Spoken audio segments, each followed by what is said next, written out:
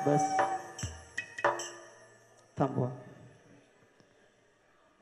परम पूज्य आचार्य भगवान के कर कमलों से आज के दिन 25 मुनि दीक्षा जबलपुर तिलवारा घाट में 2004 में हुई थी और 1979 में कुंडलपुर में 9 आरिकाओं की दीक्षा हुई थी और 1997 में 7 क्षुल्लक दीक्षाएं आज की तिथि पर हुई थी। उसमें से वीर सागर जी, विशाल सागर जी, धवल सागर जी शाहपुरा में विराजमान है, आगम सागर जी, पुनीत सागर जी बीना में विराजमान है, महासागर जी बीनागंज में समता सागर जी के साथ विराजमान है, विराट सागर जी निरापक श्रमण शंभु सागर महाराज जी के साथ विराजमान है, शैल सागर जी, अचल सागर जी गुना में मुनिश्री अक्षय सागर महाराज जी के साथ में विराजमान है, अविचल सागर जी, विशद सागर जी राहतगढ़, सौम्य सागर जी, अतुल सागर जी निरापक श्रमण योग सागर महाराज जी के साथ नागपुर में विराजमान है, दुर्लभ सागर जी बड़वानी में, विनम्र सागर जी खजूराव, भाव सागर जी विमल सागर जी के साथ भोपाल में विराजमान है, आनंद सागर जी समय सागर जी के साथ बंडा में विराजमान है और सोच सागर जी मानगांव जिला कोल्हापुर यहाँ पर विराजमान है। आरिका प्रचारमती माता जी गणाकोटा में विराजमान है, पूर्णमती माता जी, शुभमती माता जी, साधुमती माता जी इंदौर में विराजमान है, अनंतमती माता जी, शुक्लमती माता जी बरेली में विराजमान है, विमलमती निर्मलमती माता जी करेली में, कुशलमती माता जी और 7 क्षुल्लक दीक्षाएं हुई थी। इन सभी महाराजों के चरणों में हम यहीं से त्रिवार नमस्तु करते हैं और आरिकाओं के चरणों में भी वंदामी करते हैं। आज के दिन आचार्य श्री को शास्त्र भेंट करने का अवसर जिन्होंने प्राप्त किया है, नलिन यन जैन मुंबई, इन्होंने 5,55,555 का एक कलश लिया है। वे सपरिवार आए और आचार्य श्री के चरणों में यहाँ श्रीफल भेंट आचार्य श्री को शास्त्र भेंट करें। विनय कुमार, रजनी जैन, मानवी जैन, स्वस्ति जैन छतरपुर, इन्होंने 1,11,111 रुपए का एक कलश की स्वीकृति दी है। वे भी आए और आचार्य श्री को शास्त्र भेंट करें। धर्मेंद्र दुकानचंद जी जैन सुल्तानगंज वाले, इन्होंने एक हथकरघा की मशीन की दान स्वीकृति दी है। वे भी आए और आचार्य श्री के चरणों में श्रीफल अर्पण करके आशीर्वाद प्राप्त करें। दिलीप कुमार जसराज झारल नागपुर, इन्होंने एक हथकरघा की स्वीकृति दी है। वे भी आए और आचार्य श्री के चरणों में श्रीफल अर्पण करके आशीर्वाद प्राप्त करें। राहुल प्रदीप जैन मिर्ची परिवार नागपुर, इन्होंने भी हथकरघा की एक मशीन की दान स्वीकृति दी है। वे भी आए आचार्य श्री के श्री चरणों में श्रीफल अर्पण करके आशीर्वाद प्राप्त करें। सौ चांदनी अभिषेक जी पाटनी, इनके सुपुत्र चिरंजीव शुभम पाटनी निवासी छिंदवाड़ा, इन्होंने 1,11,111 रुपए की कलश की स्वीकृति दी है। वे भी आए और आचार्य श्री को शास्त्र भेंट करी। सौ मंजुला अशोक जी गोधा उनके पुत्र संदीप जी प्रेमेंद्र जी गोधा परिवार नागपुर, इन्होंने भी 1,11,111 रुपए की एक कलश की स्वीकृति दी है। वे भी आए और आचार्य श्री को शास्त्र भेंट करी। सौ संध्या राजेश जी कासलीवाल शेगांव, इन्होंने एक सोने की अंगूठी दान के रूप में दिए। वे भी आए और आचार्य श्री को शास्त्र भेंट करी। आयुष आशीष कुमार जैन नागपुर, इन्होंने भी एक हथकरघा 55,555 रुपए का यहाँ हथकरघा की दान स्वीकृति दी है। वे भी आए और आचार्य श्री के चरणों में श्रीफल भेंट करके आशीर्वाद प्राप्त करें। आरिका पूर्णमती माता जी का आज दीक्षा दिवस है। उसके उपलक्ष्य में वहाँ के संगस्थ ब्रह्मचर्नी दीदियाँ यहाँ परोक्ष रूप में शास्त्र भेंट करवाना चाहते हैं। उसके लिए उन्होंने 24,000 की दान राशि भेजी है। उनके द्वारा श्री जितेंद्र छाबड़ा कार्याध्यक्ष चातुर्मास कमेटी के शास्त्रदान करेंगे। लो अशोकवाल रमेश जी मेहता मलाड निवासी, इन्होंने 25,000 रुपये दान राशि दी है। वे भी आए और आचार्य श्री के चरणों में श्रीफल अर्पण करके आशीर्वाद प्राप्त करें। सुनील जैन, अनिल जैन, अभय जैन, विमल जैन ललितपुर निवासी, इन्होंने अनिता जैन, इन्होंने 1,11,111 रुपए की एक कलश की स्वीकृति दी है। वे भी आए और आचार्य श्री को शास्त्र भेंट करें। अरविंद दोषी, उदय मेहता, इन्होंने भी 1,11,111 रुपए की एक कलश की स्वीकृति दी है। वे भी आए और आचार्य जी को शास्त्र भेंट करें। महावीर भवन ट्रस्टी हिंगोली जहां पर है वहीं से आप लोग यहाँ श्रीफल अर्पण करके आशीर्वाद प्राप्त करेंगे। आज के पूजन के लिए नाव कुठे पूजनची लेगाव शेगाव, आज के पूजन के लिए शेगाव महिला मंडल और वेगाव महिला मंडल आए हैं। वे आज का पूजन में द्रव्य अर्पण करेंगे। पूजन प्रारंभ कर रहे हैं। पूजन प्रारंभ कर रहे हैं। सभी बैठेंगे आणि हे पूजन करणाऱ्यांना द्रव्य अर्पण करण्याची सूचना आहे। कोणी उभं राहून द्रव्य अर्पण करायचं नाही। तुमच्या समोर टेबल ठेवलेला आहे, तुमच्या समोर टेबल ठेवले तर टेबलवरच द्रव्य अर्पण करायचं, कोणी उभं राहायचं नाही।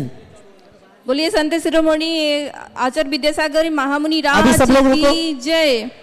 आचार्य श्री जी के चरणों में हम झुका रहे अपना माथा, जिनके जीवन की हर चर्या बन पड़ी स्वयं ही नवगाथा। जैनागम का वह सुधा कलश जो बिखराते हैं गली गली, जिनके दर्शन को पा करके खिलती मुरझाई हृदय कली। ओम ह्रूम परम पूज्य संत शिरोमणि आचार्य गुरुदेव विद्यासागर जी महामुनींद्र अत्र उत्तर सवष्ट इति आह्वाननम। जय हो जय अप्रतिष्ठित स्थापनम, जय हो अत्र सन्निधि स्थापनम सन्निधिकरणम। जय हो।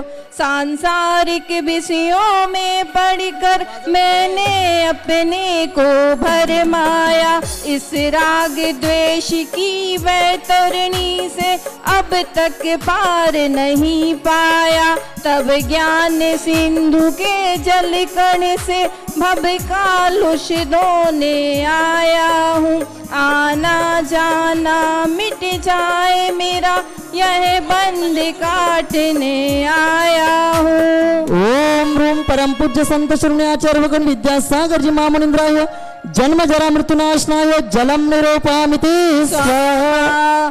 क्रोध अनल में जल जल कर अपना सर्वस्व लुटाया है, निज शांत स्वरूप न जान सका जीवन भर इसे भुलाया है। चंदन सम शीतलता पाने अब शरण तुम्हारी आया हूँ। संसार ताप मिट जाए मेरा चंदन वंदन को लाया हूँ।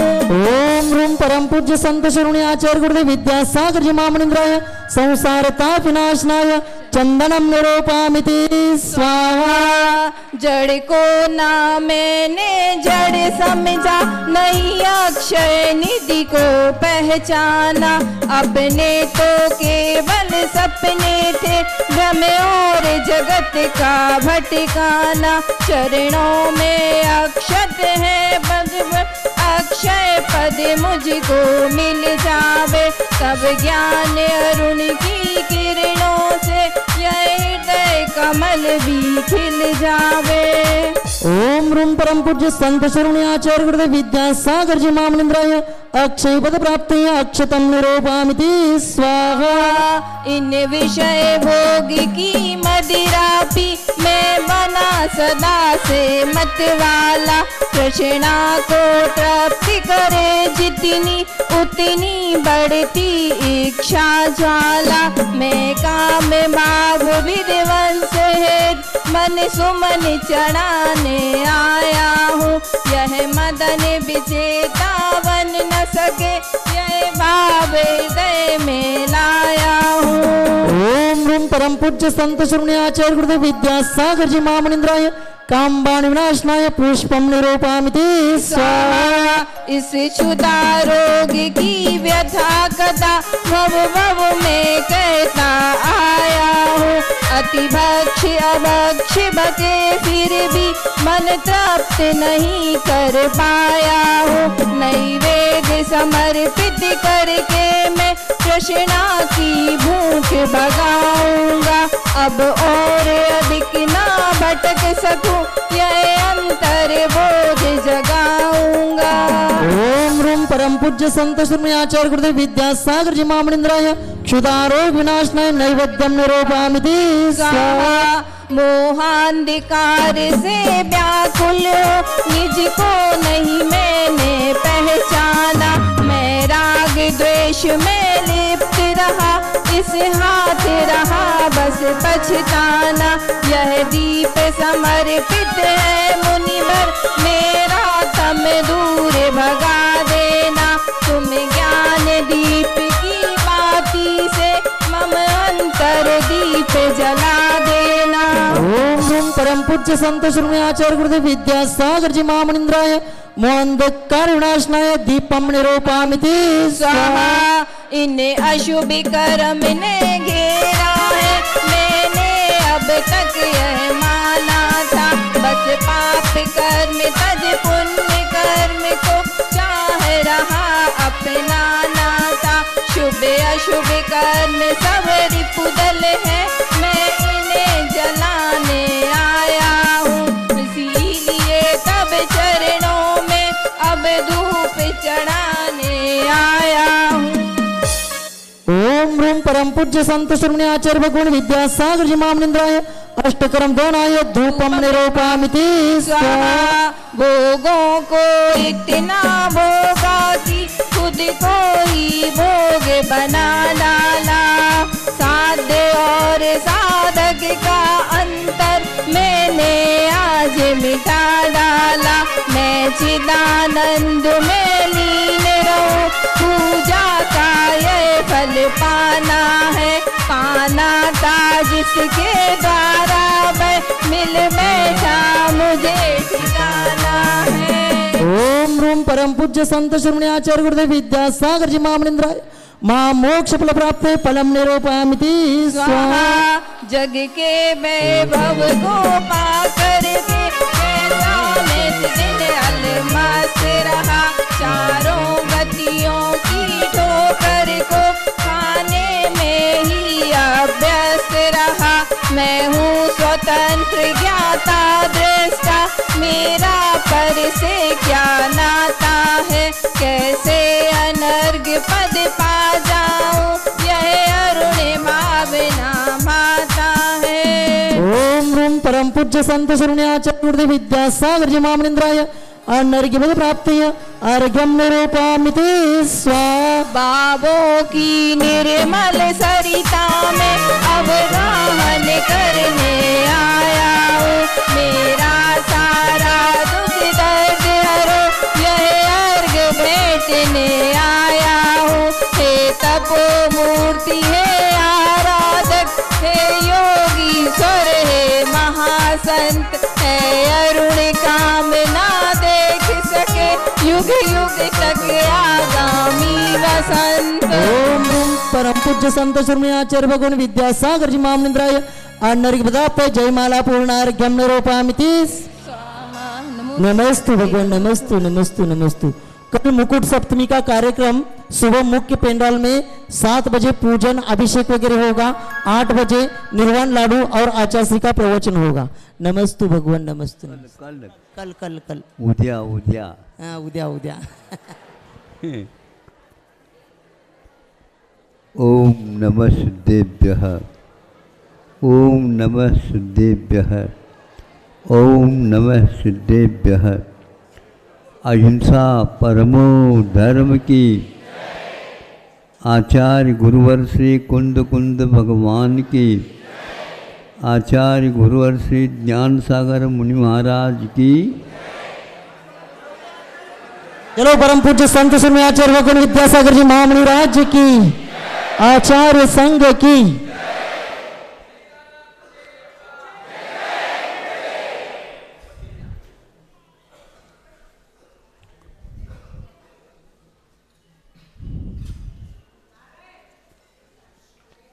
काल घूम रहा है या काल के निमित्त से हम घूम रहे हैं, ये बताना बहुत कठिन है। हम इसको नहीं समझते। जो जहाँ है वो वहीं रहता है काल, घूमता नहीं। नहीं महाराज, आपके सामने तो घड़ी रखी है और वो घूम रही है, तभी तो आधा घंटा हो जाता, 15 मिनट हो जाते हैं। नहीं, ये घड़ी में कांटा घूम रहा है, इसको भी मानता हूँ मैं, जो पुतगल की पर्याय मानी जाते। किंतु इसके एक स्थान से दूसरे स्थान पर जाने से यह ज्ञान होता है, ये कांटा अपने आप ही क्यों नहीं घूमता। ये उसका उत्तर है। काल कभी भी घूमता नहीं। काल कोई चक्र नहीं, चाक नहीं वो घूम जाए, अथवा कुंभकार जैसे अपने चाक को घुमाता है उस प्रकार नहीं। बीच में कुछ संकेत मत दियो। क्या करते हैं आप लोग? ये बैठो, पहले ठीक करके आ जाया करो। हैं, बैठ जाओ। तो काल घूम नहीं रहा है। शास्त्रों में कहा गया है काल घूमता नहीं, किंतु वह घुमाता है। चाक घूमती है कुम्हार के निमित्त से। कुम्हार यदि नहीं घुमावे तो चाक कभी भी घूम नहीं सकता। और चाक यदि नहीं घूमती है तो घड़ा बन नहीं सकता। कुंभकार घड़े को बनाता है, लेकिन घड़े के आकार मात्र वह अपने हाथों में देता है। तो उसके निमित्त से चाक पर घूमते हुई जो लूंदे की है स्थिति है, वह घड़े के रूप में परिवर्तित हो जाती है। आप लोग सब कुछ बहुत गहराई के साथ अध्ययन करते हैं, किंतु महत्व के जो द्रव्य तत्व हैं उनसे वंचित रह जाते हैं। इसलिए काल के बारे में न सोच करके हम उन वस्तुओं के बारे में सोचने लग जाते हैं। यदि घड़ी में चाबी नहीं भरती और चाबी पूरी हो जाती तो घड़े में कांटा घूमेगा? एक कांटा न घूमे और 200 है वो तो घूमेंगे नहीं। सभी कांटे चाहे घंटे की हो, चाहे मिनट की हो या सेकंड के हो, ये सब घूमते हैं निश्चित, लेकिन किसके द्वारा? जब तक चाबी भरी हुई रहती है। यदि नहीं भरी तो नहीं घूमेगी। इसलिए इसमें आप लोग क्या बोलते हैं उसको? सेल। दक्षिण में इसको मसाला बोलते हैं। मसाला मानते ना? बैटरी तो मसाला तो नहीं यार। बैटरी में मैंने टॉर्च में यदि मसाला नहीं है, यानी सेल्स नहीं है, तो वह प्रकाश नहीं देगा। तो वह सेल्स को ही नहीं देख रहा है, बैटरी को देख रहा है। बैटरी खरीदी जाती है, सेल्स को बैटरी तो एक बार खरीदी जाती है और सेल्स अपने खर्चा के अनुसार चलती है। इसलिए हमें सोचना है कि हम घूम क्यों रहे हैं, हमें घुमाने वाला कौन है। बच्चा मनोरंजन में आकर के खंबे रहते हैं ना घर में, नहीं समझे, उसको पकड़ करके घूमते हैं। मेले में जैसे झूले आते हैं ना, वैसे वह घूमता घूमता घूमता घूमता घूमता और एकदम हाथ छोड़ देता है और गिर जाता हो। नहीं है, यूं यूं करता रहता है, फिर इसके उपरांत स्थिर होता है। किसने घुमाया? खंबे ने घुमाया। खंबा जहाँ है वहीं पर है, और आप वहीं पर नहीं, उसके चक्कर लगा रहे हैं। परिक्रमा लगा तो बात अलग है, लेकिन आप इतने ऐसे पकड़ करके अपने आप को ऐसा छोड़ दिया। देखो कैसे छोड़ दिया, बिल्कुल हवा में हो गया वो। किंतु जब छोड़ता है खंबे को, तब ज्ञात होता है ये हमारी वजह से ही हमें चोट लग गई, चक्कर आ गया। आपको कोई घुमाने वाला है तो वह कर्म है।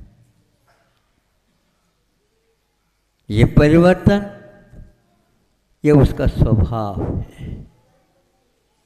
कर्म स्थिर नहीं रह सकता, उसकी स्थिति के अनुसार वह काम करता रहता है। उसके ऊपर जिसका श्रद्धान होता है वह मुझे घुमा रहा है। आप तो घुमाते हो मुझे आपके साथ रहना ही नहीं, होता है ना। वकील लोग केस को और घुमा देते, वकील लोग केस को और घुमा, उनके हाथ में है वो।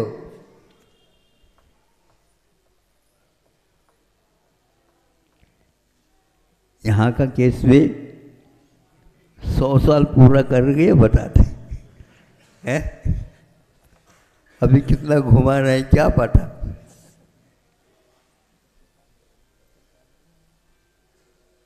तो वह घुमाने वाला कर्म होता है, उस कर्म के अनुसार ही आपको आना जाना बैठना उठना आदि सब कुछ करना है। कब तक करोगे? जब तक कर्म है। कर्म कब से आ रहा है ये आपको ध्यान में रखना चाहिए। कर्म अनादिकाल से है, यह गलत धारणा है ये कान से। हाँ, धारा प्रवाह से आ रहा ये बात अलग है। एक फिल्म आप यदि देखते हैं 3 घंटे लगते हैं, लेकिन वह 3 घंटे में एक ही फिल्म नहीं रहता, वो जोड़े हुए रहते हैं रील में, इसलिए वह अखंड देखने में आ जाता है। अब जब कभी भी मान लो जहाँ जोड़े हैं वहाँ पर कमज़ोर जोड़ थी तो टूटती है तो एकदम समाप्त, तो वह लाइट लगा देता है, शांत रहा शांत रहा शांत रहा, हल्ला नहीं करो, थोड़ा सा टूट गया है, आलस हो गई, और इसलिए पुनः जोड़ देता है तो अखंड वह 3 घंटे तक चलता है। इसलिए कर्म भी आपके रील के रूप में चलते रहते हैं। यदि कर्म को आप करना बंद कर दोगे, क्या होता है? पैसा समाप्त और मेला समाप्त, खेल खत्म, पैसा हजम। अरे पैसा, कोई पैसा खाएगा तो हजम होगा, कहा जाता है। तो ऐसी स्थिति में आपको अब अध्ययन करना ही होगा। यह हमने खंबे के सहारा लेकर के घूमना, अपने आप को घुमाना चालू किया, इसको बंद कर दिया जा सकता है। इसको पुराण ग्रंथों में ये कहा गया है, बीज वृक्ष परंपरा। आप बताओ, बीज पहले है क्या फल पहले? जल्दी बोलो। बीज सही है। बीज आया कहाँ से?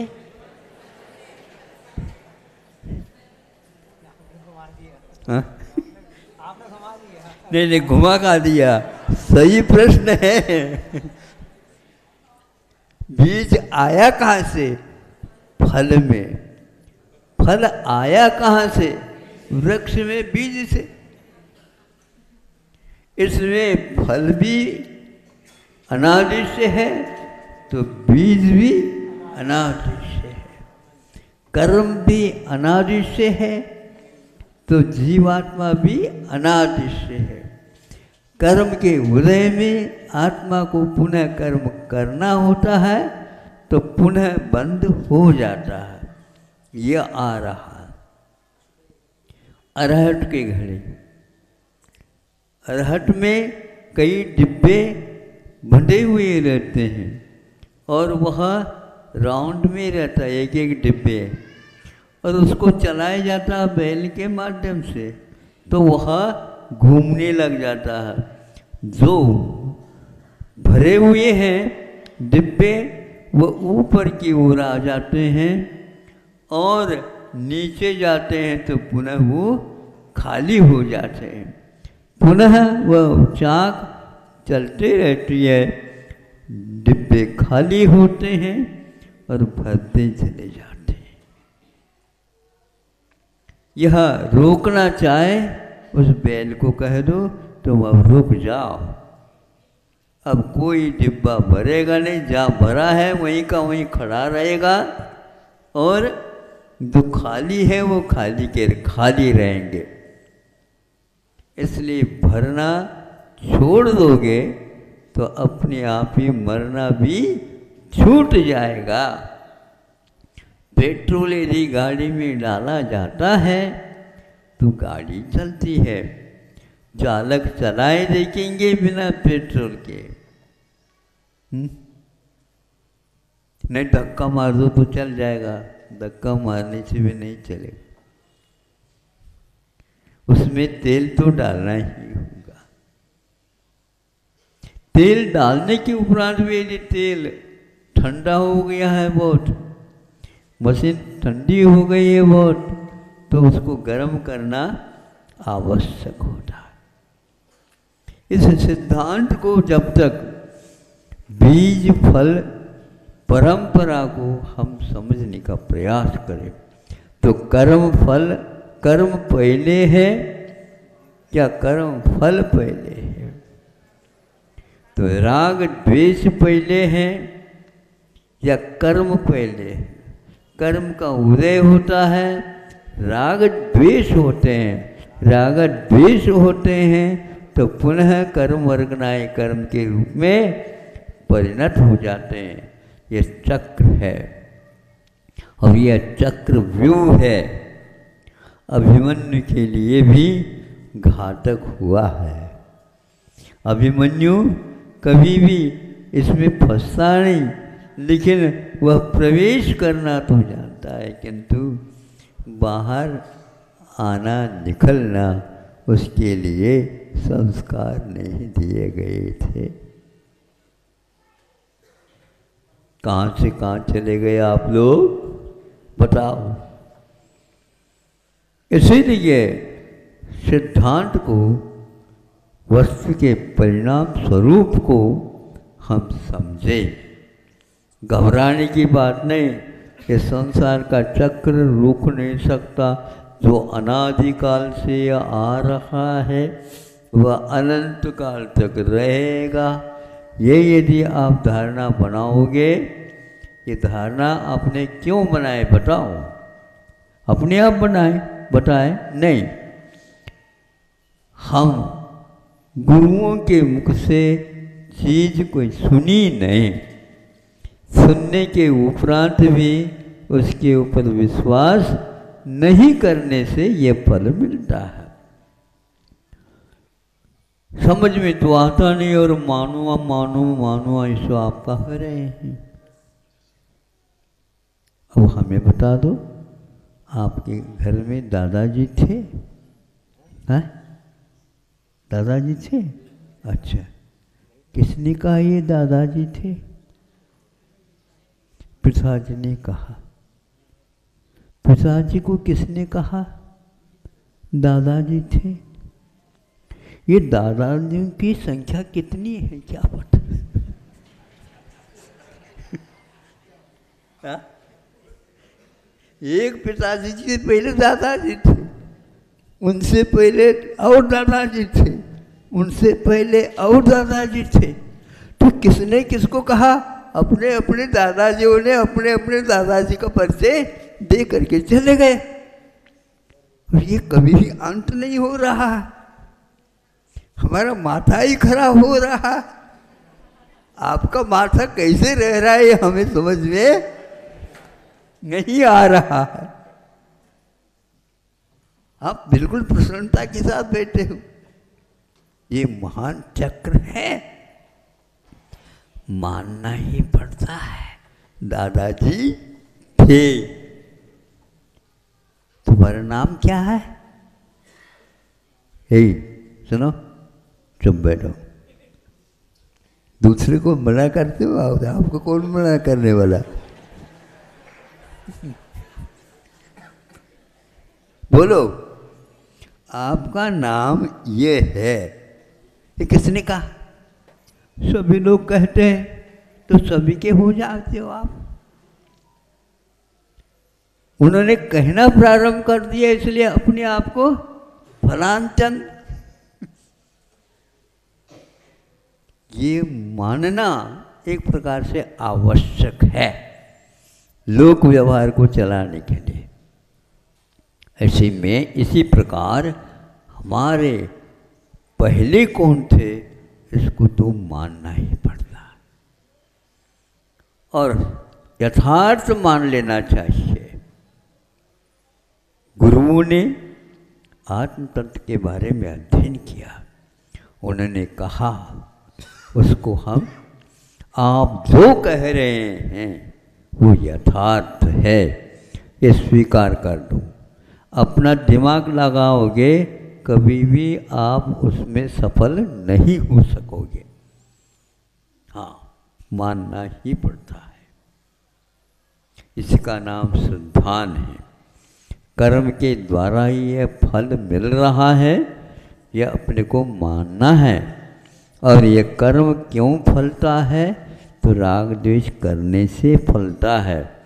आप यदि कर्मों से मुक्त होना चाहते हो, शरीर से मुक्त होना चाहते हो, तो विश्वास रखो मूल कारण क्या है। इन दोनों को मानेंगे तो आपका बहुत जल्दी सवाल, जिसको बोलते हैं शंका, समाधान हो जाता है। नहीं तो आपको समाधान देने वाला संसार में कोई भी नहीं है। गुरु लोग भी ज़्यादा आपको बाध्य नहीं कर सकते हैं। बच्चा जब आपके अनुसार 7-8 साल का हो जाता है तो उसको आप कह देते हैं बेटा विद्यालय जा। हम नहीं जाएंगे, जबरदस्ती जा। एक दिन करोगे जबरदस्ती, 2 दिन करेंगे जबरदस्ती, तीसरे दिन वह 4-5 घंटे विलंब करके आता। तब तक आपको मालूम पड़ जाता बेटा ही नहीं आया आज। तो विद्यालय जाओ ऐसा कहा तो वह उठ गया, विद्यालय में बैठ जाएगा, आएगा ही नहीं वो वापस। आपको जाना पड़ेगा विद्यालय। अब जबरदस्ती आप किसी को नहीं कर सकते, बाध्य करके यह मान्यता आप उसको दे नहीं सकते। यह उसी के ऊपर आधारित है। इसलिए ऐसे संस्कार डाल दो जिसके द्वारा आपको आप जो बताते हैं उसको बस स्वीकार कर ले। नहीं है तो भगवान के द्वारा भी किसी को सम्यक दृष्टि नहीं बनाया जा सकता। हमारे भगवान है, हमने खरीदा है। और अब भगवान खरीदने में भी आते हैं क्या? बिकते हैं भगवान। आज लगभग यही हो रहा। ये हमारे भगवान है, ये तुम्हारे भगवान, किसी के नहीं है, भगवान भगवान के हैं। नहीं हंसो नहीं, ये बिल्कुल फैक्ट है। आपने यदि खरीदा तो किसके लिए खरीदा? श्रद्धान को मजबूत बनाने के लिए। अभी भी वही रट रहे हो आप, हमने खरीदी, हमने खरीदी, ये हमारी है, ये हमारी है, ये हमारी है। कोई किसी का नहीं होता। बाद में पश्चाताप करने की अपेक्षा से पहले से सुधारो। नहीं सुधरोगे तो कोई दादाजी वापस आकर के नाते को समझाएगा नहीं है। आप उसकी प्रतीक्षा में हो क्या? इसको छोड़ दो, आप बंद कर दो। जो गया है वो अपने आप में रमने लगा है, इधर देखता तक नहीं हो, और आप अभी भी उसके दिवस गिन रहे हैं। ये आज कल मुकुट सप्तमी के दिन भगवान मुक्त हो गए, ये नहीं जानेंगे हमारे दादा मुक्त हो गए। दादाजी को पुण्यतिथि है, पुण्यतिथि तो मनाएंगे, लेकिन मुकुट सप्तमी नहीं मनाएंगे। हाँ हाँ, दीक्षा कल्याणक है हाँ, लेकिन भगवान के बारे में नहीं सोचेंगे, नहीं समझे। हाँ, जन्म कल्याण सब आएंगे। इसलिए थोड़े से यदि समय मिल जाता है तो हमने जो कहा है उसके बारे में सोचो। महाराज दिमाग में कुछ नहीं रहा, बीज और वृक्ष इनकी परंपरा को याद करो, अपने आप ही माथा ठीक हो जाएगा बिना अमृतांजन लगाए। अमृतांजन जानना समझते हो? झंडू बाम अपने आप शांत हो जाता है। इसको पढ़ते ही, सुनते ही और समझते ही दिमाग अपने आप ठिकाने में आ जाता है। भगवान से प्रार्थना करता हूँ, भगवान सब लोगों के दिमाग ठीक हो जाए। ठीक होना नहीं होना भगवान के हाथ में नहीं है, फिर भी भगवान के नाम लेने से कुछ दिमाग ठीक हो जाता है। अपने को करना है, अपने आप के दिमाग को ठीक करना है। दूसरे के दिमाग को ठीक करने का हम कभी भी बोझ नहीं उठा सकते। अहिंसा परमो धर्म की।